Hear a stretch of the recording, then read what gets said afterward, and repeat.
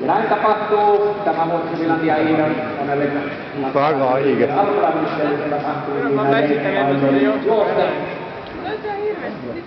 Kello on tällä hetkellä 9.46, noin 15 sekunnin kuluttua ja starttiin on aikaa 14 minuuttia. Tämän toisen kilpailupäivän vapaan Finlandia Iidon osallistuva kiihkeä.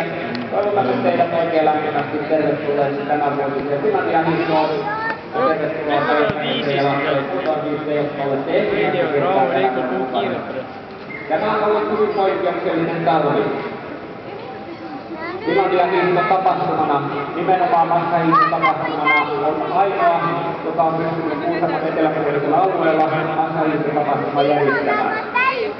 Valtaurikunta, joka viikkomittelopulisen päätössä teki niitäkään, ei ole missään vaiheessa harkinnut Finlandia Iidon perustamista, kuten ei ole kertaakaan tehty 90-vuotisen historian aikana. Toki tämä on vaatinut äärettömän suuret ponnistukset, kuten eilen tuli kerrottua.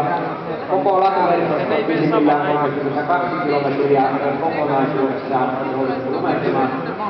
Palottien käynnistämisen aikana siittäjällä oli erittäin positiivista ja tavallaan yllättynyt järjestelmä. Tänään mahdollisesti kattaa huomattavasti vähemmän siittäjiä, kuitenkin lähemmäs 2000, mutta kun latuuria ei ole, niin uskomme, että tänään selvitään tästä reitistä vielä paremmin kuin eilen. Tuo pienoinen sisältö, mikä eilisen illan aikana ja nyt yön aikana tuotu ja laskeutuu, ei kuitenkaan ole lumipeitettä pienemmän.